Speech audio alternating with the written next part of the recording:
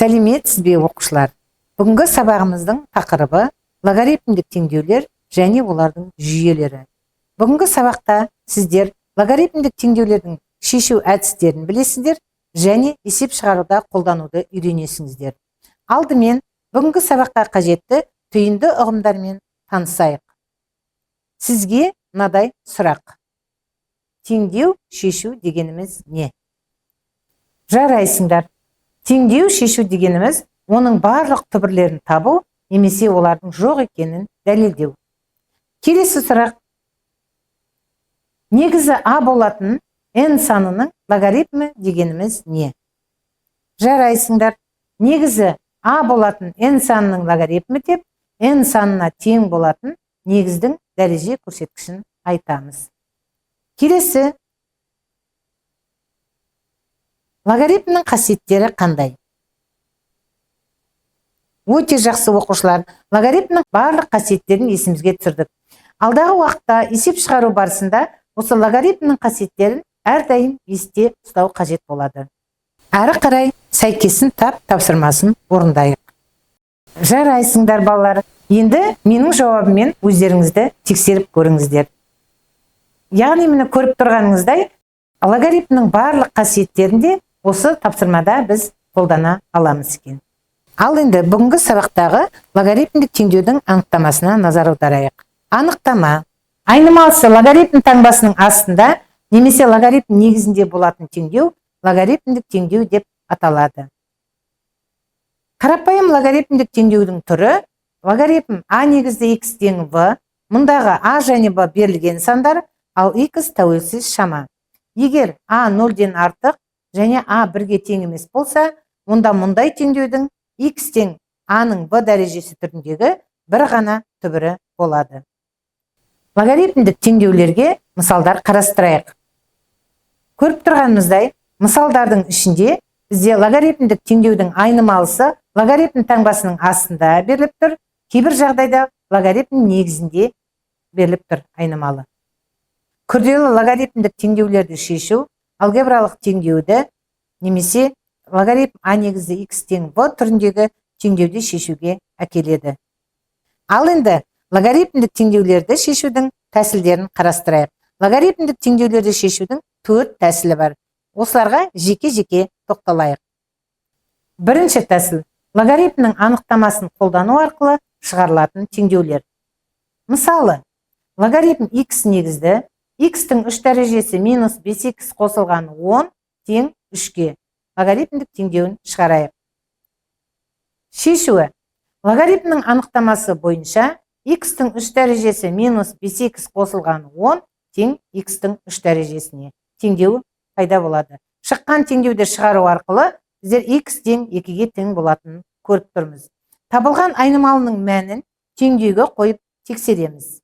Логарифм 2 негізді, 2-нің 3 дәрежесі минус 5 көбейтілген 2 қосылған 10 тең болады. Логарифм 2 негізді 8 тең 3-ге. Демек, x тең 2 мәні теңдеуді қанағаттандырады. Жауабы 2. Логарифмдік функцияның анықталу облысы оң нақты сандар жиыны екені белгілі. Сондықтан логарифмдік теңдеулерді шығару кезінде алдымен айнымалының мүмкін болатын мәндер жиынын анықтаймыз, одан кейін берілген теңдеу шығарылып, табылған айнымалы мәндерінің мүмкін мәндер жиынына тиісті болатынын тексереміз. Оқушылар, енді бірінші есепке назар аударайық. Логарифм 4 негізді, x-тің 2 дәрежесі минус 5 тең 1. Жарайсыңдар. Енді шығару жолын тексеріп қарайық.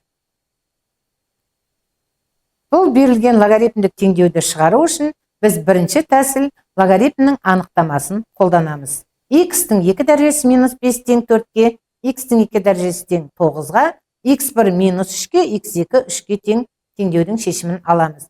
Табылған айнымалының мәндерін теңдеуге қойып тексереміз.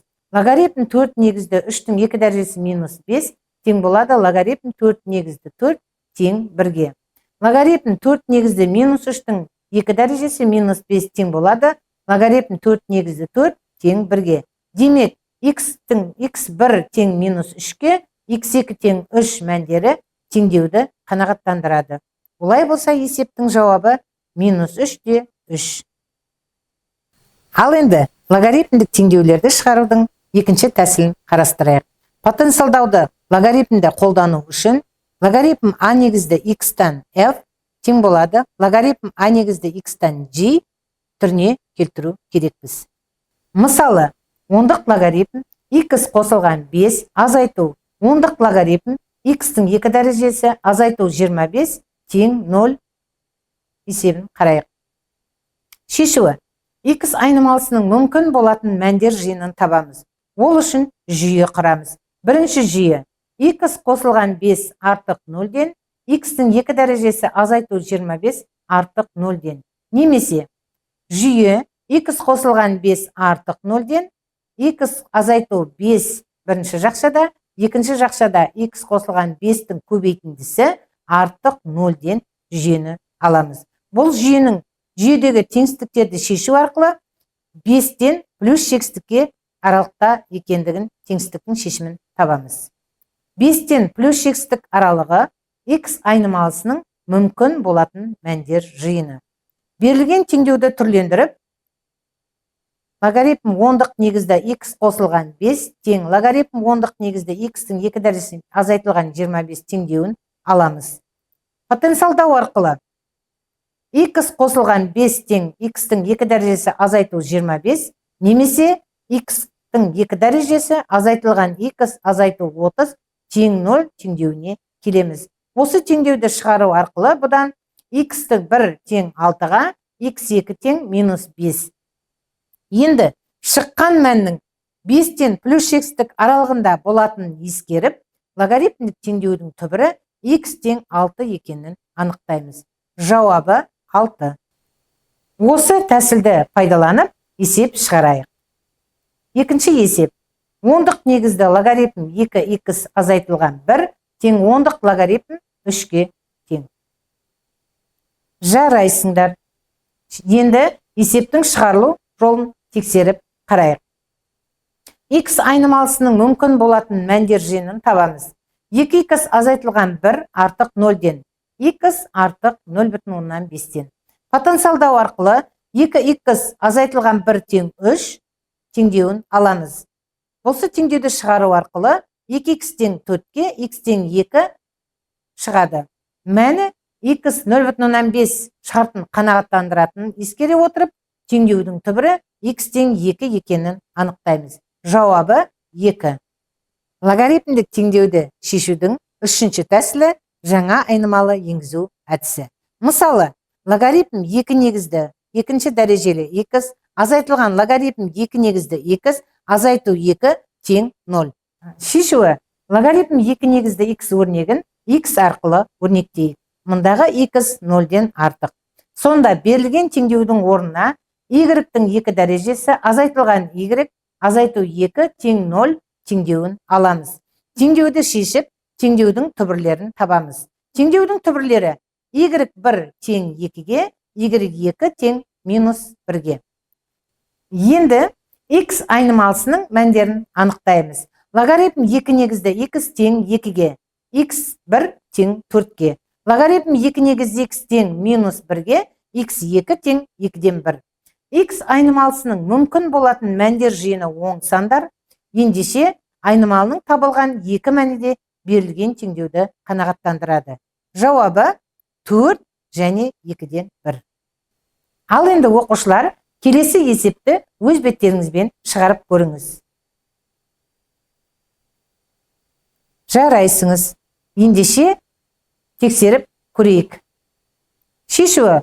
Логарифм 0,3 негізді x өрнегін y арқылы өрнектейік. Сонда берілген теңдеудің орнына 2y-тің 2 дәрежесі азайтылған 7y азайту 4 тең 0 теңдеуін аламыз.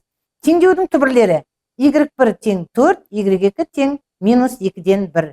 Енді x айнымалының мәндерін анықтаймыз. Логарифм 0,3 негізді x тең 4-ке, x1 тең 0,1081. Логарифм 0,3 негізді x тең минус 2-ден 1, x2 тең 3-ден түбір астында 30. X айнымалысының мүмкін болатын мәндер жиыны оң сандар, ендеше табылған айнымалының екі мәні де берілген теңдеуді қанағаттандырады. Жауабы 0,1081 және 3-тен түбір астында 30.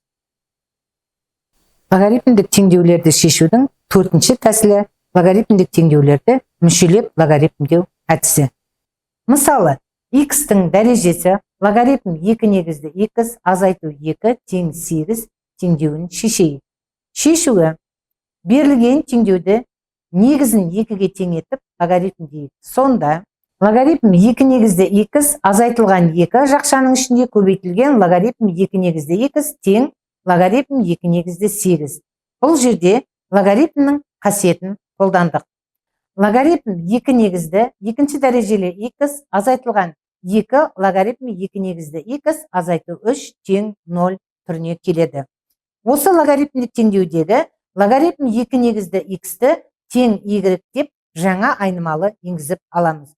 Сонда берілген теңдеудің орнына y-тің 2 дәрежесі азайтылған 2y азайту 3 тең 0 теңдеуін аламыз. Теңдеудің түбірлері y1 тең 3-ге, y2 тең -1-ге. Енді x айнымалысының мәндерін анықтаймыз. Демек, бірінші логарифм 2 негізді x тең 3-ге, осыдан x1 тең 8-ге. Екінші логарифм 2 негізді x тең -1-ге, осыдан x2 тең 2-ден 1. Тексерейік. 8-дің дәрежесі логарифм 2 негізді 8 азайтылған 2 тең 8, немесе 8-дің 3 азайтылған 2 дәрежесі тең 8-ге, 8 тең 8 теңдік орындалады. Екінші жағдайда 2-ден 1-дің логарифм 2 негізді 2-ден 1 азайтылған 2 тең 8, немесе 2-ден 1-дің -3 дәрежесі тең 8-ге, 8 тең 8 теңдік орындалады. Олай болса, жауабы 8 және 2-ден 1. Оқушылар, келесі есепті шығарайық. X айнымалысының мүмкін болатын мәндер жиыны оң сандар, яғни x 0-ден артық. Бұл есепте логарифмнің негізінің дәрежесі логарифмнің алдына шығатынын ескере отырып, жауабы 16-ға тең болатынын көріп отырмыз. Есеп шығару барысында әртүрлі логарифмдерден тұратын логарифмдік теңдеулер кездеседі. Мұндай жағдайда жаңа негізге көшу формуласын қолданамыз. Келесі есепке назар аударайық. Яғни, бұл есепте логарифм 2 негізді x қосылған логарифм x негізді x-тан 4 тең 5 теңдеуін шешейік. Негіздері әртүрлі. Бұл жағдайда логарифм 2 негізге келтіруіміз керек. Шешуі x айнымалысының мүмкін болатын мәндер жиыны 0-ден 1-ге дейінгі аралық және 1-ден +6-ге дейінгі аралық екені байқалады. Жаңа негізге көшу формуласын қолданып, логарифм x негізді 2 өрнегін негізі 2 болатын логарифмге алмастырамыз. Сонда логарифм x негізді 2 тең логарифм 2 негізді x-тан логарифм 2 негізді 2. Жаңа негізге көшу формуласын қолданып, есепті шығарғанда жауабы 2-ге тең болады. Ал енді оқушылар, бүгінгі сабақта біздер логарифмдік теңдеулерді шешудің тәсілдерін қарастырдық. 4 тәсілін қарадық. Енді мен сізге тапсырма беремін. Бірінші, логарифм 3 негізді x-ның 2 дәрежесі қосылған 9 тең 4-ке. Жарайсыңдар. Ал енді есептің шығарылуын тексеріп қарайық. Жауабы плюс-минус түбір астында 72. Екінші тапсырма. Логарифм 5 негізді жақшаның ішінде x қосылған 1 тең логарифм 5 негізді жақшаның ішінде 2x азайтылған 3. Өте жақсы. Есептің жауабы 4. Үшінші тапсырма. 2 логарифм 4 негізді екінші дәрежелі x азайтылған 5 логарифм 4 негізді x тең -2-ге. Жарайсыңыз. Жауабы 2 және 16. Сонымен оқушылар, бұл тапсырмаларда біздер логарифмдік теңдеулерді шығарудың тәсілдерін қолдандық. Яғни бірінші тапсырмада логарифмнің анықтамасын қолдандық, екінші тапсырмада потенциалдау әдісін қолдандық, үшінші тапсырмада жаңа айнымалы енгізу тәсілін қолдандық. Жарайсыңдар, өте жақсы. Оқушылар, келесі тапсырмада Тест тапсырмасы. Жауаптары берілген, дұрыс жауабын табуымыз керекпіз. Тест тапсырмасының жауабы. Бірінші тапсырмада А, екінші тапсырмада Д, үшінші тапсырмада Б, төртінші тапсырма С. Дұрыс жауап бердіңіз, жарайсыңыз. Ал енді үйге тапсырма. Нөмірі 24-4, Абылқасымова оқулығындағы 190 бет. Сабақ аяқталды. Сау болыңыздар.